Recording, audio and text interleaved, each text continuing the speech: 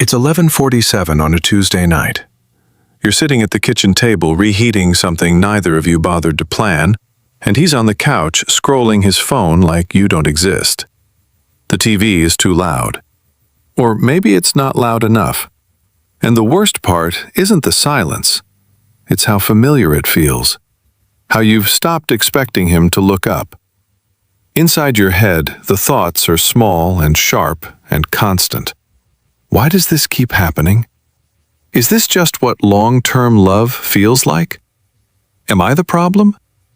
Do I still love him, or have I just gotten used to him? Why am I the only one still trying? Here's the part nobody says out loud. You didn't fall out of love. You woke up. You started seeing the weight you've been carrying that he never even noticed was yours. The mental load, the emotional load, the remembering, the smoothing, the apologizing for things you didn't even do. And the damage isn't that he's a bad man. The damage is that he's been comfortable in a relationship where only one person has been showing up. You're not failing at love. You're not asking for too much. Every woman who has ever loved a good man imperfectly has stood exactly where you're standing right now.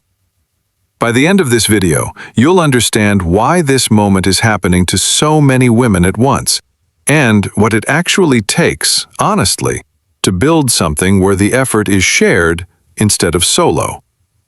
Let's get into it. Most couples believe the problem is communication, that if you both just learned how to talk nicer, longer, more productively, the distance would close and everything would feel soft again.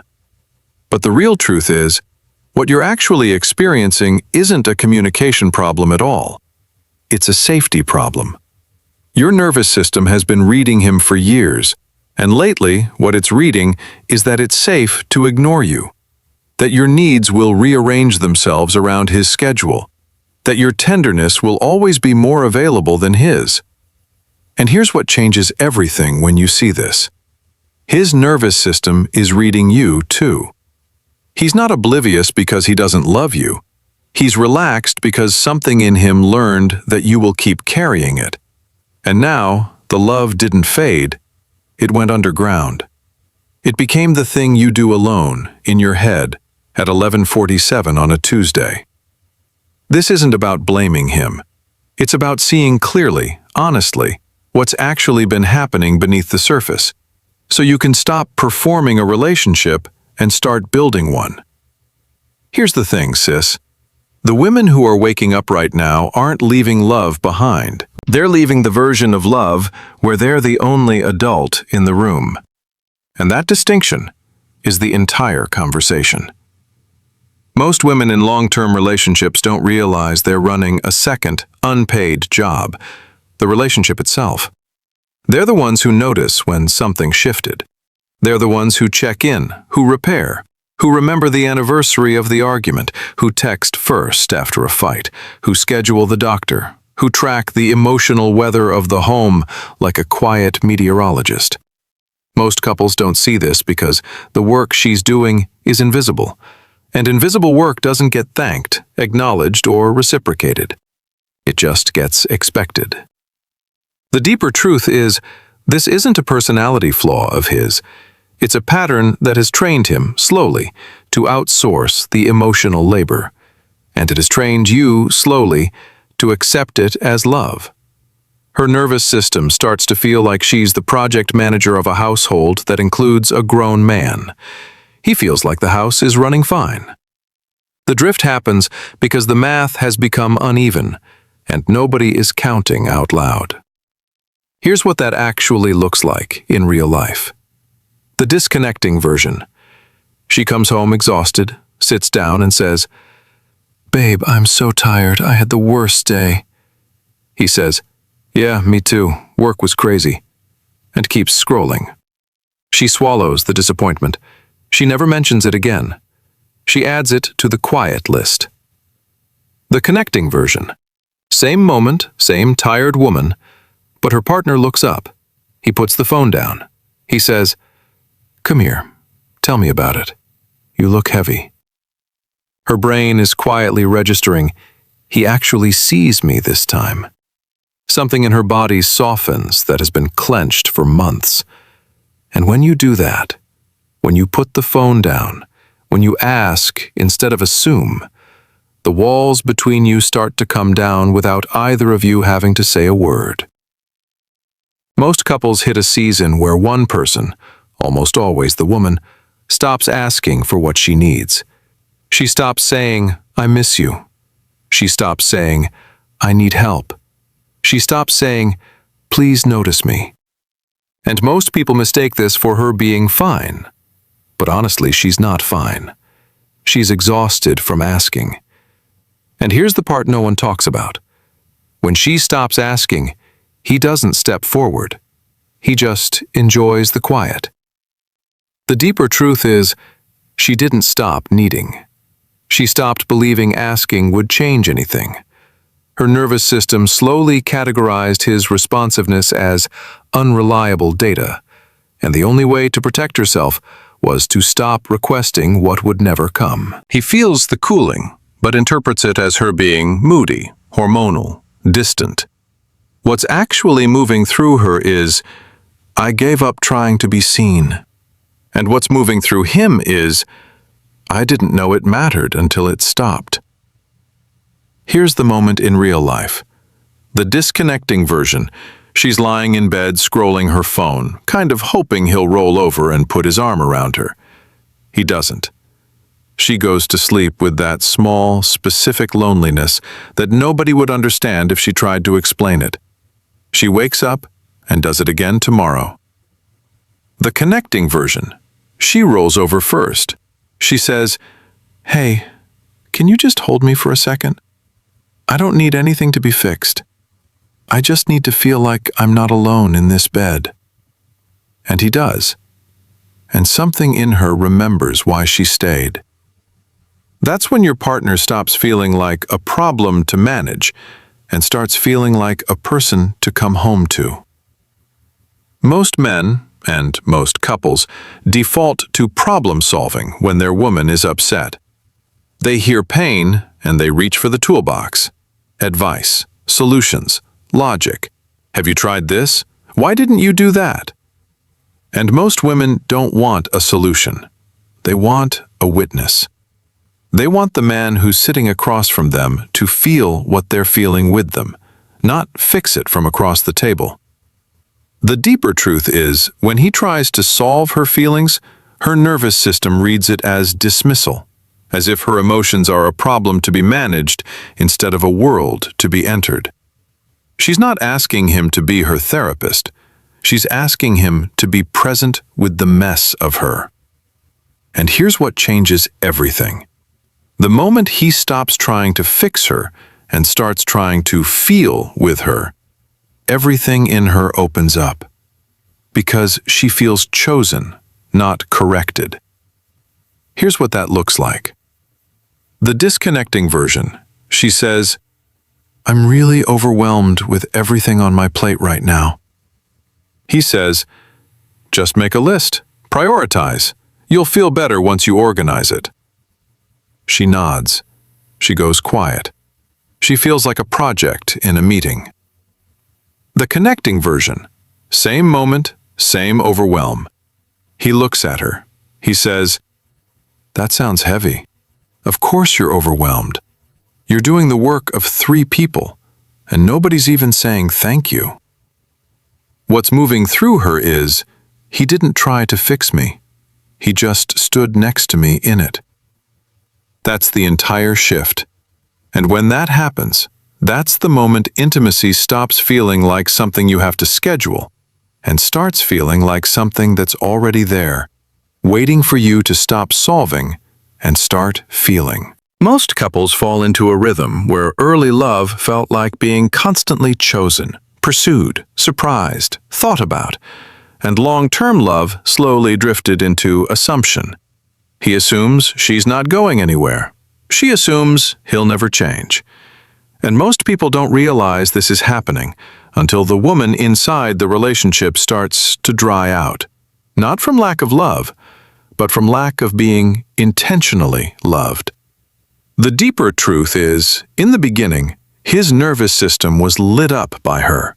He was curious, effortful, present. Now that her presence is guaranteed, that energy has gone toward everything else: work, friends, the phone, the game. Meanwhile, she's still waiting for the man who chased her, not realizing she has to invite him back. The damage isn't that the spark died. The damage is that nobody is striking the match on purpose. Here's the contrast. The disconnecting version. Friday night, no plans. He says, "I don't know, what do you want to do?" She plans the date. She picks the restaurant. She gets ready, alone. He shows up on time and checks the box. She goes home feeling like she dated herself. The connecting version. Friday night. He says, "I've got us. Dress however you want. I took care of everything tonight." She feels that old flutter. She gets ready slowly. She's excited. What's moving through her is, "I forgot how good it feels to be chosen." Not chosen out of obligation, chosen on purpose. And that's what turns a relationship that feels like a negotiation into one that feels like a refuge. Most couples experience the moment where one partner, usually him, goes quiet in a conflict. He shuts down. He leaves the room. He says, "I don't want to talk about this right now." And most women interpret this as him not caring. They push harder. He pulls further. The distance grows. Honestly, here's the part most couples never figure out. That withdrawal is not peace. It's protection. His nervous system is overloaded, and silence is the only tool he has left. The deeper truth is, when he withdraws, what his body is actually saying is, "I don't know how to stay present with this without breaking something I love." Stonewalling isn't cruelty. It's overwhelm that has nowhere else to go. And when she chases him in those moments, her nervous system is saying, "Don't leave me in this alone." And his is saying, "I cannot do this right now without destroying something I love." Both are scared. Neither is the villain. Here's what that looks like. The disconnecting version. They're mid-argument. He says, "I can't do this right now." He walks out. She stands in the kitchen crying, texting her best friend, "He doesn't even care enough to fight for us." Both of them spend the night alone in their pain. The connecting version. Same argument, same overload. He says, "I can't do this right now, but I'm not leaving. I just need 20 minutes, and I will come back." He goes. He comes back. She feels the difference between being abandoned and being given space. What's moving through her is, he kept his word. He's still in this with me. And when that becomes the pattern instead of the silence, repair becomes possible instead of devastating. Most women who are waking up right now aren't leaving their man for someone else. They're leaving him for themselves. They're getting into therapy, into books, into friendships that ask more of them, into workouts that remind them their body is theirs. Most couples mistake this for her pulling away, but honestly, here's the truth. She's not pulling away. She's finally turning toward herself after years of only turning toward him. The deeper truth is, when she starts healing, the relationship often feels threatened because the new version of her will not tolerate the old dynamics. Her nervous system is recalibrating. She's learning that her needs aren't negotiable. And at first, he panics. He feels her coming back to life and reads it as her leaving him. But what she's doing is leaving the version of her that disappeared into him. And that, honestly, is the most disorienting gift a relationship can receive. Here's the moment. The disconnecting version. She's reading a book about boundaries. He sees it. He says, "Are you learning how to leave me?" She laughs it off. She puts the book down. She shelves the growth. The resentment stays. The connecting version. Same moment. He says, "What are you learning?" She tells him. He listens. He says, "Tell me what you need from me." I want to do this with you, not watch you do it alone. She feels it. What's moving through her is, he wants to grow with me, not compete with my growth. And that, honestly, is when two people start becoming instead of just coexisting. Most couples don't know how to repair.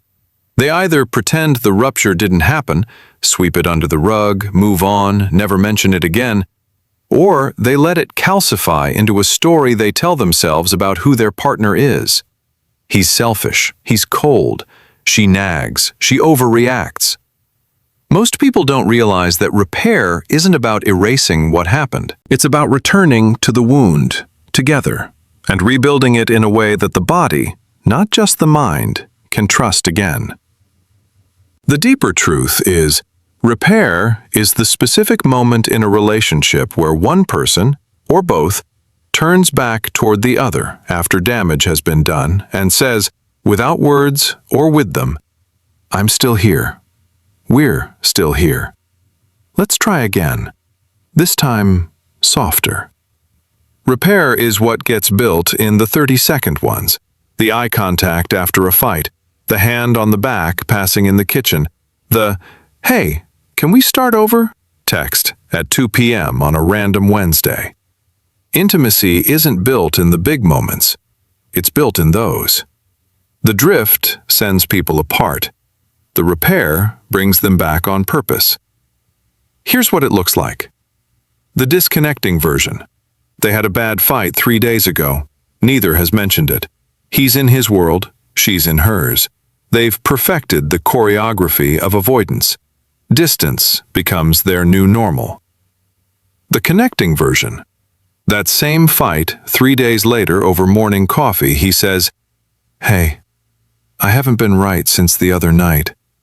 I'm sorry. I want to do better than that with you. She feels it land in her chest. What's moving through her is, he came back to me. He didn't wait for me to chase him. And when that becomes the rhythm, not perfect, not constant, but present, the relationship stops being something you survive and starts being something you're actually building. Honestly, this isn't a communication hack. This is what it looks like when two emotionally mature people choose each other again, on purpose, in the small moments that no one else will ever see. This isn't a checklist. It's an invitation to show up differently, and that changes everything about what's possible between you and the person you chose. These aren't tips for a better relationship. They're the beginning of becoming the kind of partner you always wanted someone to be for you. When you bring this home, you stop reacting and start responding. And he will feel the difference before you've even said a word. Real intimacy doesn't start when you find the right person. It starts the moment you decide to become one.